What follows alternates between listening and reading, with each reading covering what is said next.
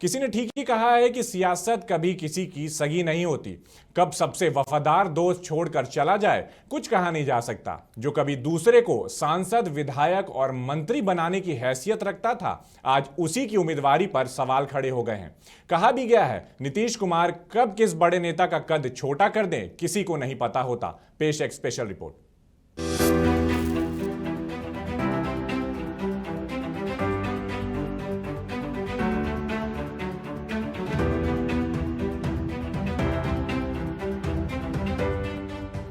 बिहार की राजनीति इन दिनों क्रिकेट का मैदान बन गया है। कब कौन बोल्ड हो जाएगा और कब किसका बल्ला चमकेगा, ये समझना थोड़ा मुश्किल है। नीतीश कुमार के काफी करीबी समझे जाने वाले आरसीपी सिंह को 2 बार राज्यसभा और मंत्री पद देने के बाद इस बार उन्हें राज्यसभा का उम्मीदवार नहीं बनाया गया। जाहिर है, जब वे सांसद नहीं रहेंगे तो उनकी मंत्री की कुर्सी भी चली जाएगी। लेकिन आरसीपी सिंह भी शह और मात का खेल खेलने में पीछे नहीं रहने वाले। लिहाजा एक तरफ वे नीतीश की तारीफ करते हैं तो दूसरी तरफ पीएम पद को लेकर सवाल भी खड़े कर रहे हैं। तो पार्टी ने जब भी जो मौका दिया मैंने किया है, और फिर मैंने बताया ना कि फिर काम शुरू होगा तो करेंगे उसको। जो लोग भी आप जरा सोचिए, प्रधानमंत्री ने कितना चाहिए सीट जी? 273 चाहिए एमपी। हमारी कहाँ पर पार्टी है जी? बिहार में हम मैक्सिमम जीते हैं कितना? 20। अभी हमें 16। तो क्या चाहते हैं कि हमारे मुख्यमंत्री यहाँ के मजबूत मुख्यमंत्री हैं। नीतीश कुमार और आरसीपी सिंह की 25 साल पुरानी दोस्ती उस समय टूट गई जब राज्यसभा उम्मीदवार के लिए आरसीपी सिंह के नाम के जगह खीरू महतो के नाम की घोषणा कर दी गई। हालांकि इसके बाद आरसीपी सिंह ने नीतीश कुमार से कोई नाराजगी नहीं होने की बात करते हुए कहा कि इतने समय तक मौका देने के लिए थैंक यू। इसके बाद नीतीश ने भी आरसीपी को उसी भाषा में जवाब दिया जिसमें शय और मात दोनों दिख रहा था। नहीं तो अभी तो 10 ईयर है ना, ये तो चुनाव समय के पहले में हो रहा है। वो तो जब तक उसका समय है तब तक के लिए तो है ही ना। तो अभी तुरंत इस्तीफा देने का क्या मतलब सर? उनकी तो बिल्कुल समय होता है उसके पार्टी में क्या इसलिए उसमें कोई दिक्कत नहीं। पार्टी संगठन में क्या लगता है उनको कुछ जगह दी जाएगी? भूमिका पार्टी में अब देखते हैं कितना। वहीं इस मामले पर जहां भाजपा आरसीपी पर निशाना साध रही है तो वहीं राजद आरसीपी को लेकर नीतीश को घेरने की कोशिश कर रही है। क्योंकि वो भी नेता नीतीश कुमार जी को मानते हैं, इसलिए कहीं कोई प्रभाव नहीं पड़ेगा, ना जदयू पर कोई प्रभाव पड़ेगा, ना भाजपा पर प्रभाव पड़ेगा।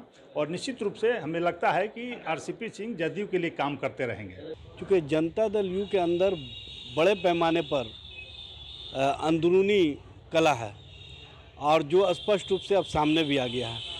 और आप देखेंगे कि नेतृत्व के सवाल पर वहाँ बहुत जल्द जूतम पैजार की स्थिति होने जा रही है। आरसीपी की शख्सियत को बिहार की सियासत में नकारा नहीं जा सकता, क्योंकि पिछले 30 सालों में आरसीपी सिंह ने पार्टी और संगठन पर काफी पकड़ बना ली है। राजनीतिक विश्लेषक भी मानते हैं कि आरसीपी को नजरअंदाज करना या फिर हल्के में लेना जदयू पार्टी और नीतीश दोनों के लिए घातक साबित हो सकता है।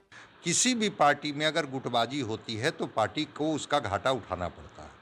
आरसीपी सिंह को भी अगर राज्यसभा की टिकट नहीं दी गई और आरसीपी सिंह इस बात को समझने में कहीं से भी सफल हो गए, जानबूझकर के हमें किनारे किया गया है, तो निश्चित रूप से पार्टी को इसका घाटा होगा, पार्टी का खामियाजा उठाना पड़ेगा। आरसीपी सिंह को जेडीयू से राज्यसभा भेजने के बाद भाजपा ने उन्हें मंत्री पद दिया था। उस समय भाजपा एक चाल चल रही थी जिसका परिणाम आरसीपी सिंह को अब देखने को मिला है। कहते हैं ना, पानी में रहकर मगरमच्छ से बैर नहीं करना चाहिए। अब आरसीपी के राजनीतिक भविष्य का क्या हश्र होगा, ये देखना दिलचस्प होगा। लेकिन इस प्रकरण ने कई ऐसे सवाल जरूर खड़े कर दिए हैं जिनके जवाब मिलने का इंतजार बिहार की जनता और सियासत दोनों को है। बिहार में जनता दल यूनाइटेड की राजनीति इन दिनों 2 राहें पर खड़ी है। एक राह का नेतृत्व नीतीश कुमार कर रहे हैं, तो वहीं दूसरी तरफ दूसरा राह आरसीपी सिंह बना रहे हैं। लेकिन इन सब के बीच जदयू को यह कतई नहीं भूलना चाहिए कि ये वही आरसीपी हैं जिन्होंने बिहार में जदयू को एक संगठन का रूप देकर एक विशाल पार्टी बनाई।